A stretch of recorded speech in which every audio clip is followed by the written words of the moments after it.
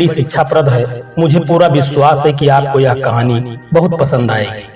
दोस्तों, यह कहानी कर्मों के फल पर आधारित है। तो चलिए दोस्तों, कहानी को शुरू करते हैं। यदि कहानी आप लोगों को अच्छी लगे तो वीडियो को एक लाइक करके चैनल को सब्सक्राइब करने की कृपा करना। दोस्तों, राजा भोज एक न्यायप्रिय राजा थे। वे अपनी प्रजा को पुत्र जैसा स्नेह करते थे। उनके दरबार में अनेक विद्वान लोग रहते थे। राजा भोज चापलूस और चाटुकार लोगों से हमेशा दूर रहते थे। राजा भोज को उनकी प्रजा देवता के समान पूजती थी और उनका जय जयकार करती थी। राजा अपनी प्रजा के दुख तकलीफ का पता लगाने के लिए रात्रि में भेष बदलकर उनके घरों के आसपास घूमते थे, जिससे वे अपनी प्रजा के दुख सुख का सही से पता लगा लेते थे। एक दिन रात्रि के समय राजा भोज एक गरीब ब्राह्मण की झोपड़ी के पास से गुजर रहे थे। तभी उनकी नजर एक गरीब ब्राह्मण और ब्राह्मणी पर पड़ी। ब्राह्मण की झोपड़ी में एक छोटा सा दीपक जल रहा था। वह ब्राह्मण अपनी पत्नी से कह रहा था कि अब मैं बहुत बूढ़ा और कमजोर हो गया हूँ। मेरे शरीर में अब इतनी शक्ति नहीं है कि मैं अपने यजमानों के घर पहुंचकर पूजा पाठ करा सकूं, और मेरा कोई पुत्र भी नहीं है जो मुझे कमा कर खिला सके।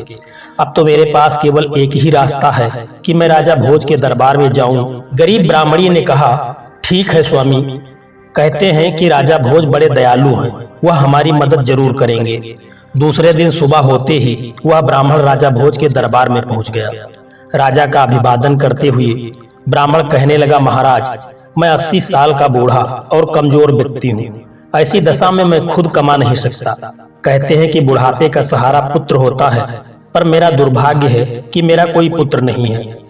अब ऐसी स्थिति में राजन, मुझे 2 जून की रोटी भी मिलना मुश्किल है।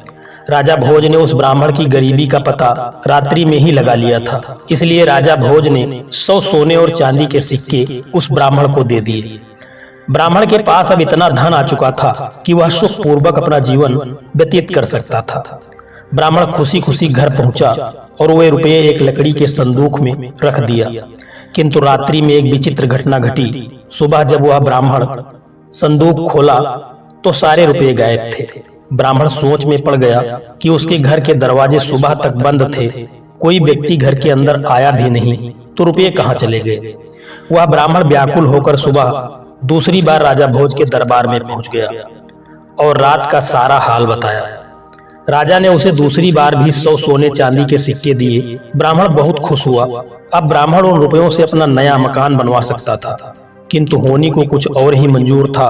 ब्राह्मण रात्रि को गहरी नींद में सोया था। उसने स्वप्न में देखा कि राजा भोज उससे कह रहे हैं कि ब्राह्मण देवता, राज्य पर बहुत बड़ा संकट आ गया है, इसीलिए मैं वह रुपये लेने आया हूँ जो मैंने सुबह तुम्हें दिए थे। ब्राह्मण ने खुशी खुशी वह रुपये राजा को लौटा दिया। जब सुबह हुई तो ब्राह्मण ने देखा आज भी संदूक से वह रुपये गायब थे।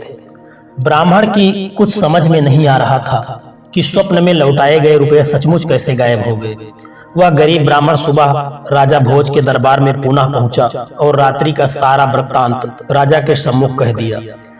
राजा घोर आश्चर्य में पड़ गया। वह चकित था। राजा ने अपने कोषाध्यक्ष को आदेश दिया कि 100 सोने व चांदी के सिक्के ब्राह्मण को पुनः दिए जाएं।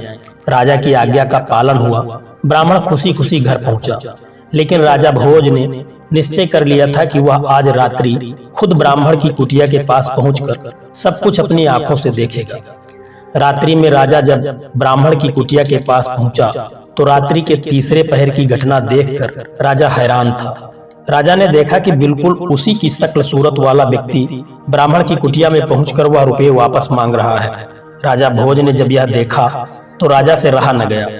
राजा अपने उस हमशक्ल व्यक्ति के पास पहुंचकर कहने लगे कि महाशय, आप कौन हैं जो इस गरीब ब्राह्मण को दुखी कर रहे हैं?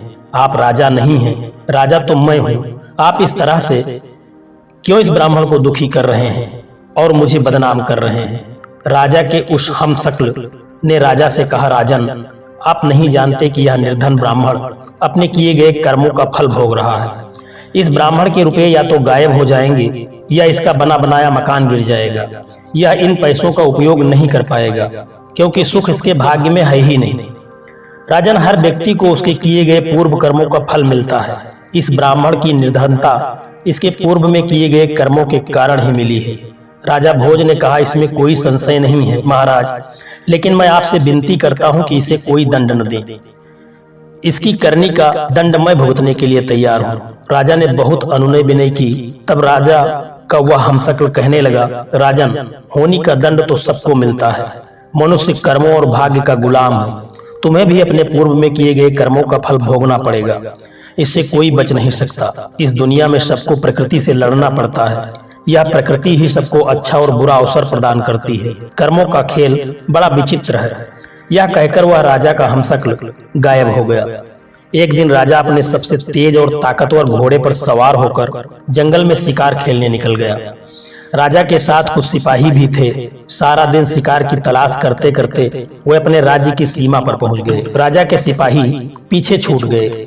तभी उस घोड़े ने एक ऊंची पहाड़ी से छलांग लगा दिया।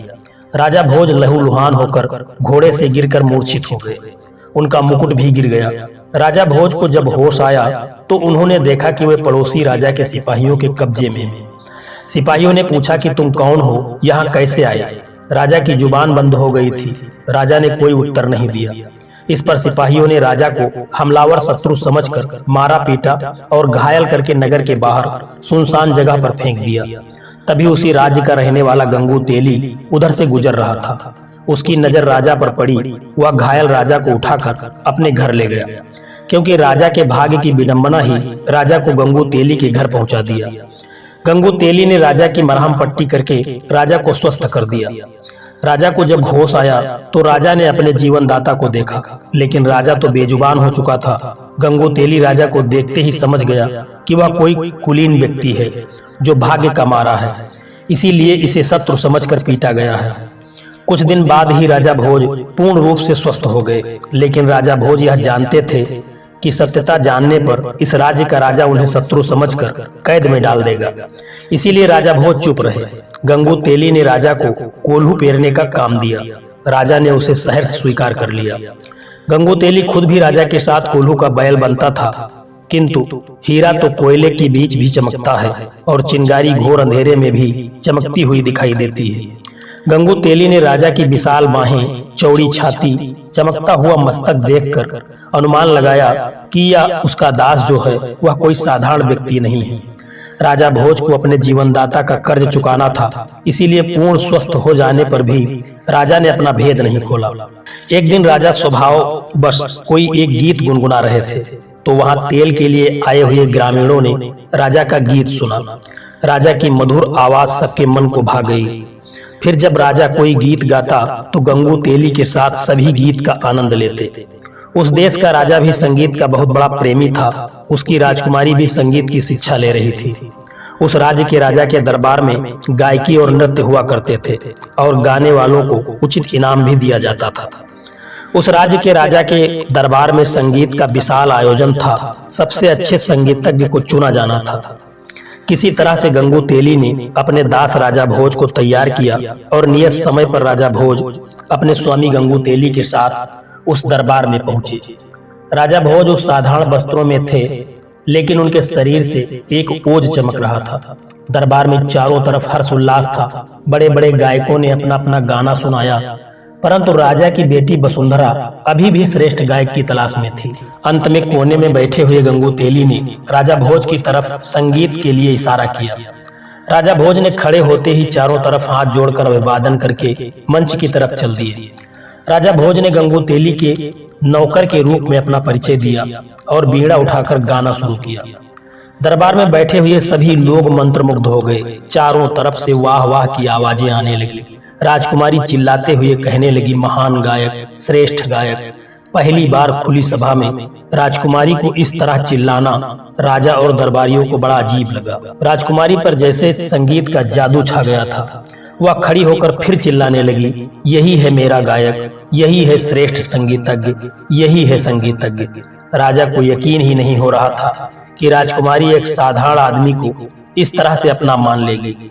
उस सभा में अपना मान लेने और विजयी व्यक्ति का मतलब था राजकुमारी का जीवन साथी। राजा ने राजकुमारी से कहा कि बिना वंश जाने इस तरह तुम्हारा कहना उचित नहीं है, क्योंकि तुम कोई साधारण कन्या नहीं हो, इस राज्य की राजकुमारी हो। राजकुमारी ने कहा, पिताजी, यह कोई साधारण व्यक्ति नहीं है, यह कुलीन वंश का गुणी राजकुमार है। आप परीक्षा करके देख लें। राजकुमारी वसुंधरा ने पूरे विश्वास के साथ उत्तर दिया, क्योंकि राजकुमारी का मन कहता था कि यह कोई साधारण व्यक्ति नहीं है। राजा सिद्धराज के दरबार में ज्ञानियों की कमी नहीं थी। वहाँ 4 विद्वान धर्मदेव, कर्मदेव, तपदेव और पुण्यदेव बैठे थे। राजा ने दरबारियों को संबोधित करते हुए कहा, विद्वानों, हम इस युवक का परिचय इसके गुणों से ही जानेंगे। हमारे 4 विद्वान ही उस श्रेष्ठ गायक का चुनाव करेंगे जिसे वसुंधरा पसंद कर सकेगी। हम स्वयं इन 4 विद्वानों से उस युवक के बारे में प्रश्न करेंगे। सबसे पहले सिद्धराज ने विद्वान धर्मदेव से प्रश्न किया कि धर्मदेव, इस आर्यावर्त में सबसे अधिक धार्मिक युवक राजकुमार कौन है? धर्मदेव ने कहा, महाराज, आप स्वयं बुद्धि के भंडार हैं, परंतु जहां तक मुझे देश प्रदेश का ज्ञान है, धरा नगरी के राजकुमार राजा भोज हैं। वे बड़े बड़े धार्मिक कार्य किए हैं। सारी प्रजा उन्हें देवता की तरह पूजती है। राजा सिद्धराज ने अगला प्रश्न तपदेव से किया कि तपदेव, आप बताएं कि इस धरती पर आप किस युवक को तपस्वी मानते हैं? तपदेव ने कहा, महाराज, राजा भोज ही कई युद्धों में जीवन मृत्यु के बीच पहुंचकर विजयी हुए हैं।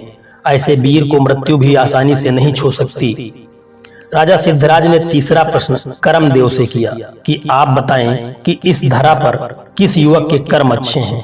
कर्मदेव ने कहा, महाराज, जहां तक मुझे ज्ञान है, राजा भोज के कर्म बहुत अच्छे हैं। राजा सिद्धराज ने अंतिम प्रश्न पुण्यदेव से किया कि पुण्यदेव, आप बताएं, ऐसा कौन सा पुण्यात्मा युवक है जो हमारी सभा में आकर हमारे सामने हमारी राजकुमारी का पाणी ग्रहण कर सके? महाराज, ऐसी पुण्यात्मा तो इस धरती पर राजा भोज ही हैं। उनके पुण्य की कहानियां अनेक हैं, वे सबसे महान हैं। पुण्यदेव ने स्पष्ट किया।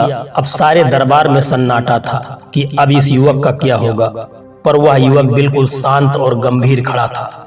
राजा ने उस युवक से पूछा कि तुम अच्छे कलाकार अवश्य ही हो, परंतु हमारे सभासदों का निर्णय सुन लिया होगा। हमारी बेटी ने न जाने कैसे अचानक दरबार में यह अभद्रता क्यों कर डाली।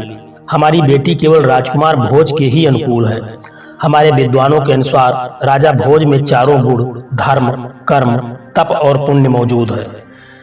उस युवक ने कहा, नहीं महाराज, हमारी धृष्टता क्षमा करें। भोज के गुणों से भी बड़ी कोई शक्ति है जो महान व्यक्तियों को भी अपने बस में रखती है। राजा सिद्धराज चिल्लाते हुए बोले कि तुम हमारे विद्वानों का अपमान कर रहे हो।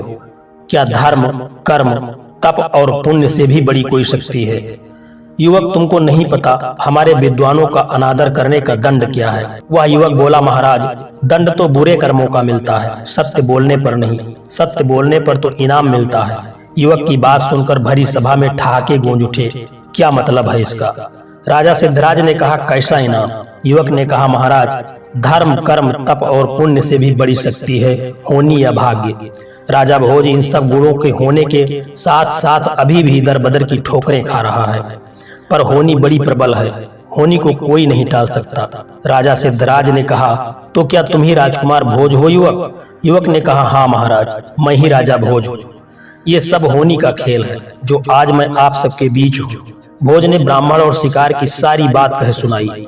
कहा, महाराज, आपके सैनिकों ने तो मुझे मारकर फेंक दिया था, पर यह तो भला हो मेरे जीवनदाता गंगूतेली का, जिन्होंने मेरे प्राण बचाए। पर मैंने इन्हें भी अपना परिचय न देकर इनकी दास्ता को स्वीकार कर लिया। सारी सभा में हर्ष का माहौल हो गया। पूरी सभा में राजा भोज का जय जयकार होने लगा। इसी के साथ राजकुमारी वसुंधरा ने राजा भोज के गले में जयमाला डाली और विवाह किया। राजा भोज का विवाह पूरे विधि विधान के साथ हुआ। दोस्तों, इस समय होनी राजा भोज पर प्रसन्न थी। हर व्यक्ति की जुबान पर बस एक ही बात थी कि कहाँ राजा भोज और कहाँ गंगूतेली। दोस्तों, यह कहानी यदि आप लोगों को पसंद आई हो तो वीडियो को एक लाइक करके चैनल को सब्सक्राइब कर लेना, क्योंकि हमारे चैनल पर आपको इसी तरह के ज्ञानवर्धक वीडियो देखने को मिलेंगे। हर वीडियो में कोई न कोई एक अच्छा संदेश छिपा होता है जो आपके जीवन में बहुत ही काम आने वाला होता है।